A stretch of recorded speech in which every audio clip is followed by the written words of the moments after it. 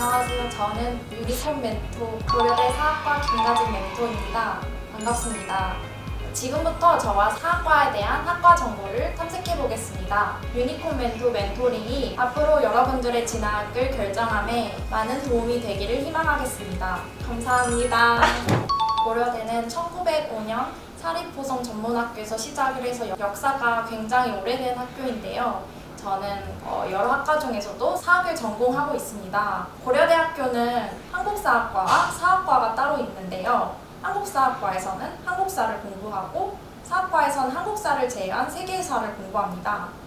사학과는 중국, 일본, 독일, 프랑스 등 여러 나라의 역사를 배울 수 있고 역사를 바라보는 관점 또한 배울 수 있습니다. 그리고 시기별로 고대, 중세, 근세 등 다양한 시기별로 나라와 대륙의 역사를 배울 수 있습니다. 또한 사학과만의 특징이라고 할 수 있는 답사가 있는데요. 봄에 다녀오는 춘계답사, 그리고 여름에 다녀오는 하계답사 등 교수님들과 함께 직접 그 도시에 가서 여행을 하고 같이 역사 공부도 하는 프로그램입니다. 매년 2번 이상 답사가 있고 답사를 가기 희망하는 학생들은 자유롭게 신청해서 갈 수 있습니다. 우선 사학과에서는 역사를 공부하기 때문에 역사학자나 아니면 역사 교수로 나아갈 수 있는 방향이 있고요. 그다음 사학에 더불어서 고고학까지 전공을 하면 고고학자나 또 박물관에서 되게 일을 많이 하고 있습니다. 그리고 역사는 다른 나라 그리고 시기별로도 공부를 하기 때문에 통찰적인 관점이 필요한데요. 이런 관점을 학과 공부를 하면서 기를 수 있고 법조인이나 언론인 등 다양한 논리를 요구하는 분야의 진로로 나아갈 수 있습니다. 초등학교 때 저는 되게 다양한 친구들이랑 어울리는 걸 좋아하고 좀 애들 사이에서도 되게 리더를 맡고 싶어 했어요. 그래서 학생 회장도 해보고 그랬었는데 제가 다양한 사람들이랑 어울리는 걸 좋아하는 이유가 되게 제가 듣지 못한 이야기? 제가 겪어보지 못한 이야기를 다른 친구에게 들으니까 되게 재밌었고 저는 또 공감하는 거를 잘 했거든요. 그러다 보니까 역사 또한 나라가 다르고 시대가 다른 사람들의 이야기를 듣고 공감하는 공부라고 생각을 했어요. 그래서 저는 초등학교 때부터 역사를 좋아하게 된 것 같아요. 그래서 저는 다양한 사람, 다양한 문화, 사회에 대한 관심이 많았어요. 근데 역사라는 학문이 제가 가지 못한 나라, 경험해보지 못한 언어, 사람들의 이야기를 듣는 것이잖아요. 그래서 저는 역사라는 학문을 되게 좋아하게 되었고 그렇게 해서 고려대학교 사학과에 진학하게 되었어요.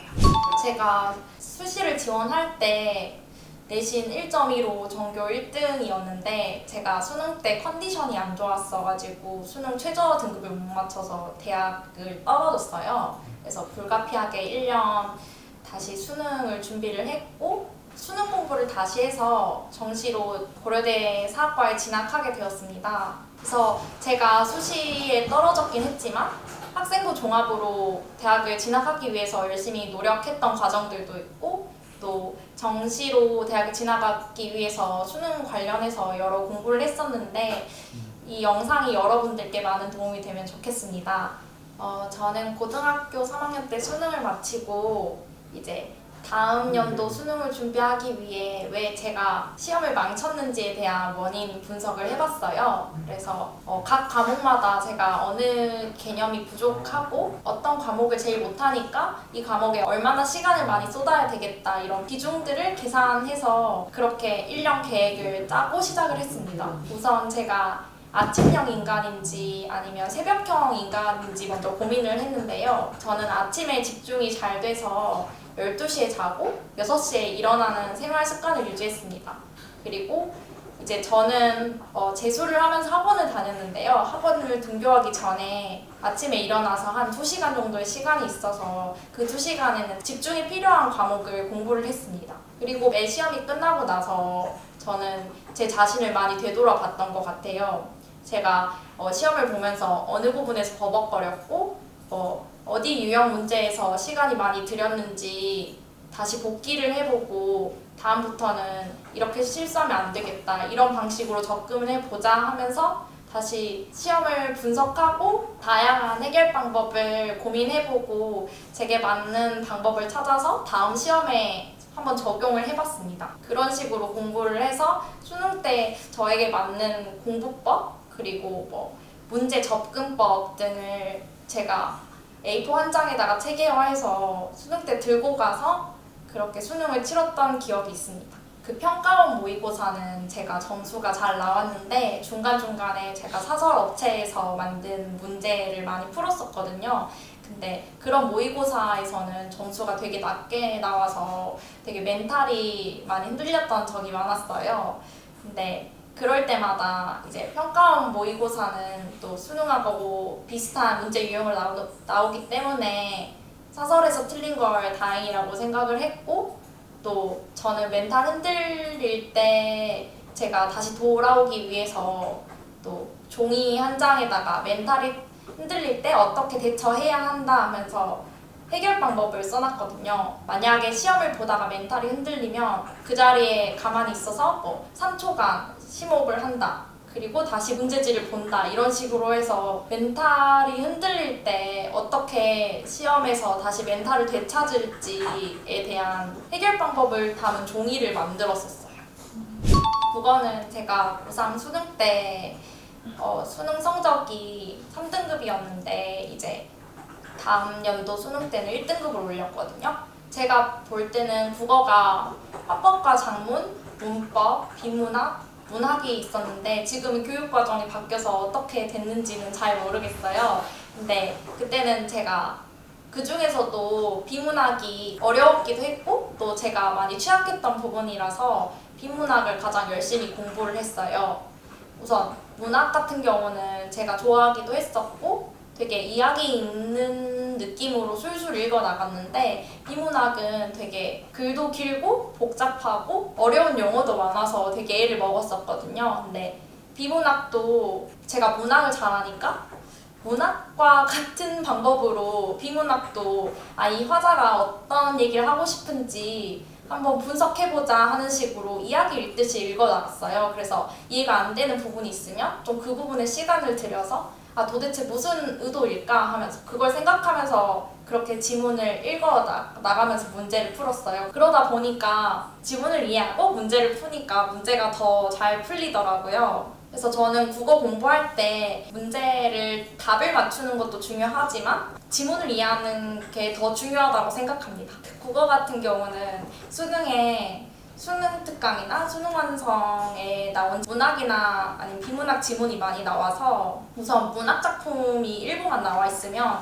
저는 전문을 일부러 찾아서 다 읽었고 요점 정리를 했던 것 같아요. 이 문학 작품은 어떤 스토리인지 대충 기억을 해놓는 식으로 그렇게 정리를 한 노트를 만들었고요. 국어 문법도 제가 중요한 부분을 정리해서 저의 문법 노트를 만들었어요. 그래서 문법 노트를 이제 거의 1년 동안 봤습니다. 그리고 수학 공부는 두 가지로 나뉠 수 있을 것 같은데요. 첫 번째는 개념 공부, 두 번째는 문제풀이입니다. 우선 개념은 교과서에 있는 개념은 모두 다 알고 있으려고 노력을 했어요. 그리고 개념을 다 알더라도 이제 문제에서 적용하는 게 중요하기 때문에 기출문제 또한 열심히 여러 번 풀었고요. 그리고 저는 수학 개념 노트를 수첩으로 한 손에 담길 수 있는 걸 만들어서 자투리 시간에 계속 보려고 노력을 했어요. 수학 기출문제 같은 경우는 이제 평가원 모의고사나 수능 기출문제는 수학 전공 교수님들이 만든 거기 때문에 되게 양질의 문제라서 저는 수학 기출문제를 많이 풀고 사설 업체에서 만든 건 풀지 않으려고 노력을 했던 것 같아요. 왜냐하면 사설 문제들은 좀 많이 어려워서 이제 제가 수능 공부를 하면서 좀 저의 자신감을 깎아먹을 것 같았거든요. 그래서 저는 수학에서 자신감 올릴 수 있도록 전략적으로 공부를 했고 개념과 문제풀이 두 가지가 매우 중요합니다. 영어는 제가 다른 과목들에 비해서 좀 많이 못했는데요. 제 친구는 영어를 되게 잘하는데 그 친구 같은 경우는 어렸을 때부터 영어를 좋아하더라고요. 영어로 말하는 거나 아니 영어로 글을 쓰는 거 그리고 미드나 영들을 되게 많이 봤는데 뭔가 초등학교 때, 중학교 때부터 뭔가 영어를 가깝게 느끼는 게 되게 중요한 것 같아요. 고등학생이 되면 영어에 대한 난이도가 확 뛰는데 초등학교, 중학교 때부터 좀 영어를 가깝게 느껴서 준비해 놓으면 고등학교 가서도 영어를 수월하게 공부하실 수 있을 거라 생각합니다. 사회탐구는 선택 과목이 다양한데요.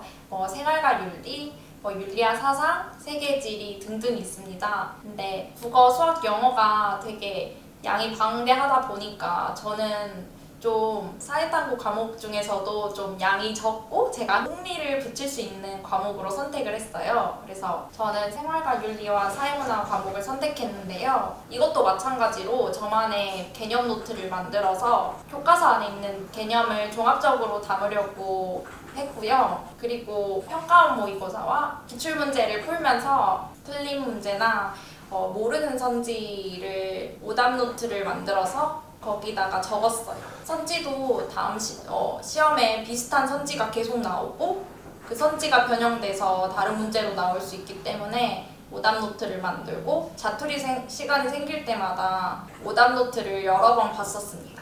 그래서 개념 노트나 오답 노트를 만들 때는 제 한 손에 잡힐 수 있는 수첩으로 만들었어요. 그 앉아서 공부할 수 있는 시간엔 좀 집중이 필요한 공부들을 하고 자투리 시간에는 개념 노트나 오답 노트를 많이 봤었습니다.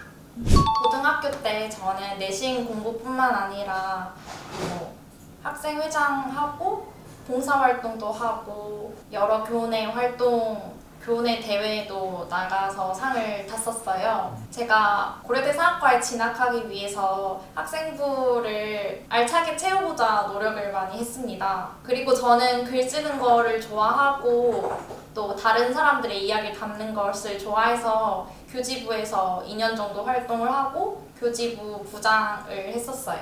책 읽는 것도 좋아해서 교내 책을 읽고 PPT를 만들어서 발표하는 대회에서도 친구랑 역사책을 하나 뽑아서 되게 토크하는 형식으로 발표를 진행했던 기억이 납니다. 수능 공부를 할 때 저는 그 수능 시간표에 맞춰서 공부를 했는데요. 아침엔 국어 공부를 하고 그 다음에 수학, 영어 해서 매일 다양한 과목의 공부를 했습니다.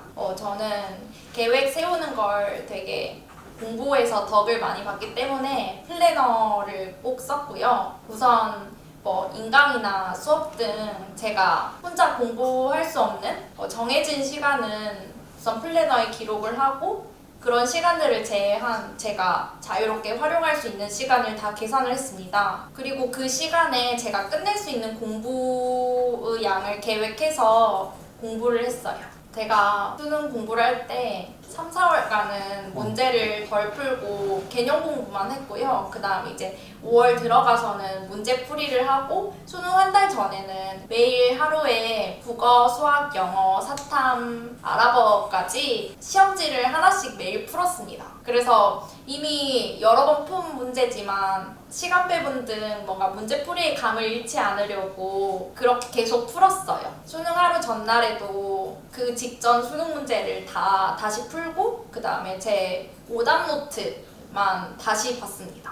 이렇게 1년의 커리큘럼을 짜서 달별로 어떻게 공부를 할 건지 나눈 게 제 수험 생활에서 많은 도움이 되었던 것 같습니다. 저는 학창시절 때 공부도 잘하고 싶고 또 친구들과도 잘 어울리고 싶었어요. 근데 두 가지를 동시에 다 잘하기는 힘들잖아요. 그래서 저는 공부에 좀 더 신경을 썼고 학교에서 대회도 나가고 학생회 활동도 하니까 좀 친구들이랑 많이 못 어울렸던 것 같아요. 그래서 모든 관계가 다 사이가 좋고 그런 건 아니었어요. 멘티분들도 다 자신만의 인간관계에 대한 고민이 있을 거라고 생각해요. 저는 그래서 고등학교 때 그 미움받을 용기라는 책을 읽고 많은 위로를 받았어요. 거기서는 이제 인간관계에서 자유로워지는 인간관계에서 미움받을 용기를 기르라고 얘기를 하거든요. 근데 사실 학창시절 때 쉽지 않을 거라고 생각해요. 왜냐하면 이제 반도 제 의지대로 내 의지대로 정해지는 게 아니고 갑자기 학교 왔는데 제가 지내야 할 친구들이 정해진 거잖아요. 1년 동안 지내야 할 친구들이. 인간관계에서 스트레스를 안 받고 모두에게 사랑받는 건 어렵겠지만 이 미움받을 용기 책을 읽으면 그래도 사회적 존재인 나는 어떻게 타인의 시선에서 자유로워질지에 대한 고민을 해보실 수 있을 것 같아요. 학창 시절 때 공부 스트레스만큼 제일 힘든 게 친구들과 어울리는 거라고 생각해요. 그때는 친구가 세상의 전부인 것 같고 그 친구들과 평생을 함께 할 것 같지만 이제 나중에는 이제 저와 맞는 사람만 남거든요. 그래서 나한테 무관심한 사람, 싫어하는 사람에게 관심을 두기보다 좋아하는 사람과 더 깊은 관계를 맺으려고 많이 노력을 했으면 좋겠어요. 저는 최초 합격자 발표에서는 제가 떨어진 걸로 나왔거든요. 예비번호 1번을 받았어요. 근데 제 바로 위에는 저랑 소수점 둘째 자리까지는 똑같은데 이제 그 동점자 기준에서 국어를 더 잘 봐가지고 그 친구가 이제 마지막 문을 닫고 들어간 거예요. 그래서 되게 암울해 있다가 기분을 풀 겸 친구들과 같이 여행을 가는 차 안에서 저도 이런 멘티 프로그램을 했었는데 제가 도움을 많이 받고 있었던 멘토분이 저한테 전화를 주셨어요. 그래서 사학과 한 명 빠졌는데 너 예비번호 1번이라고 그랬지 않았냐? 한번 합격자 발표 사이트 들어가 봐라 이렇게 얘기를 해주셔가지고 들어갔는데 제가 합격 통지가 나온 거예요. 그래서 그때 친구들이랑 완전 많이 기뻐하면서 여행을 즐겁게 다녀왔던 기억이 있습니다. 제가 외적으로는 그 학창시절 때는 되게 안 꾸미고 다녔는데 이제 대학생 되고 나서는 좀 시간이 많아져서 많이 꾸미고 그리고 좀 학창시절 땐 스트레스를 많이 받아서 여드름도 좀 많았어요. 근데 이제 대학 들어가니까 스트레스가 줄어서 피부도 깨끗해지더라고요. 그래서 좀 더 화장도 하고 옷에도 관심이 많아졌고요. 내적으로는 대학교에 오면 너무 다양한 사람들이 많아요. 그래서 되게 성격도 다양하고 환경도 다양하고 나이도 다양한 사람이 많은데 그만큼 저랑 성격이 맞는 사람들도 많아요. 그래서 대학교에선 자유롭게 제가 어울리고 싶은 사람들이랑만 어울렸던 것 같아요. 그리고 제가 뭘 좋아하는지 그리고 뭘 하고 싶은지 알아보려고 일기를 썼는데 이게 도움이 많이 돼서 제가 하고 싶은 동아리, 제가 하고 싶은 대외 활동들을 많이 했던 것 같아요. 저는 1학년 때는 학과 안에서 버킷리스트 동아리라고 이제 각자 버킷리스트를 친구들과 같이 해보는 동아리를 했었고요. 그리고 1학년 입학하자마자 힙합 동아리를 한번 들어가고 싶어서 오디션을 봤다가 떨어졌기도 했어요. 그리고 지금 제가 대학 졸업하기 1년이 남았는데 대학 들어가면 다들 뭔가 밴드는 한번 해보고 싶다는 로망이 있잖아요. 그래서 저는 늦게나마 지금 3학년이지만 밴드 동아리도 들어가서 드럼을 치고 있어요. 고려대 축제인 입실렌티가 되게 유명해요. 가을쯤에 매년 열리는데 연예인 라인업이 상당하고 매년 연대와 고연전이라고 스포츠 경기를 겨룰 수 있는 행사가 있고 또 거기서도 저희는 응원가를 부르면서 선수들을 응원합니다. 지금은 코로나 때문에 축제가 잘 열리지 않고 있는데 매년 5월쯤에는 대동제가 열리거든요. 그래서 이제 대동제 준비위원회 들어가서 축제도 준비를 하고 그리고 작년에는 이제 문과대학 부학생 회장도 맡아서 일도 해보고 또 올해는 이제 외교부 산하의 서포터즈 활동도 했었어요. 제가 환경에 매우 관심이 많아서 외교부에서 글로벌 덕색성장 서포터즈라고 환경 수업도 듣고 환경을 지킬 수 있는 방법을 공유하는 컨텐츠를 만들어서 배포하는 일도 했었고요. 그리고 저는 지금 또 이제 환경 관련 시민단체에서도 환경을 지키고자 목소리를 내고 있습니다. 사학과의 장점은 답사인데요. 답사 가면 그 지역의 맛있는 음식들을 먹어볼 수 있고 또 친구들과 2박 3일 여행을 가고 또 그 현장에서 생생하게 역사적 유물을 보면서 옆에서는 교수님의 생생한 설명을 들을 수 있는 현장 공부를 해볼 수 있습니다. 제가 들었던 수업 중에 가장 재미있었던 수업은 라틴 아메리카 근현대사라는 수업인데요. 제가 스페인이나 아니면 라틴 아메리카에 되게 관심이 많아서 책으로 제가 혼자 독학하려고 했을 때 되게 어렵더라고요. 근데 교수님 수업을 들으면서 공부를 하니까 라틴 아메리카가 되게 멀게 느껴졌는데 쉽게 배울 수 있었고 재밌더라고요. 대학 들어오면서 저는 세상에 잘난 사람 많구나라는 걸 새삼 느끼게 됐어요. 공부도 잘하는데 외모도 출중하고 또 집도 부자고 이런 친구들 되게 많았어가지고 되게 처음에 들어와서 기죽어 있다가 다 뭐 외모나 뭐 돈이나 능력은 되게 다 상대적인 거잖아요. 그래서 자기가 어떻게 생각하냐에 따라 달린 것 같아요. 나는 나만의 강점이 있고 내 자신이 제일 중요하니까 어제 나보다 오늘의 내가 나으면 된 거다 생각을 하면서 남과 비교하지 않으려고 노력했어요. 여러분들도 내 인생에선 내가 제일 소중하니까 자기 자신을 사랑해주면서 그렇게 학창시절 예쁘게 보냈으면 좋겠어요. 사실 공부도 효율성이 굉장히 중요하더라고요. 저는 이제 시행착오를 겪으면서 어떻게 계획을 세워서 공부하는 게 더 효율적으로 공부할 수 있을지를 알게 되었는데 제가 학창시절로 돌아간다면 계획도 제 맞는 방식대로 세워서 하고 효율적으로 공부했을 것 같습니다. 많이 오래 앉아서 공부하는 것보다 자신한테 맞는 공부법으로 공부하면 좀 더 효과적으로 공부를 더 재밌게 성적도 올리면서 하실 수 있어요. 저는 아직 하고 싶은 게 너무 많아서 구체적인 진로는 못 정했고요. 그래서 대학 졸업하기까지 1년이 남았는데 다양한 활동들 많이 해보고 거기서 제가 좋아하는 거 좀 더 깊게 공부해서 진로를 차차 찾아나갈 예정입니다. 역사 되게 재밌고요. 역사 되게 매력적인 학문입니다. 역사에 대한 배경 지식이 없더라도 역사를 못한다고 하더라도 대학교 오면 역사, 인문부터 차근차근 알려주니까 너무 부담 가질 필요 없고 사과 들어오는데 역사에 대한 흥미만 있으면 들어오실 수 있습니다. 학창시절 때 여러 도전을 많이 해보셨으면 좋겠어요.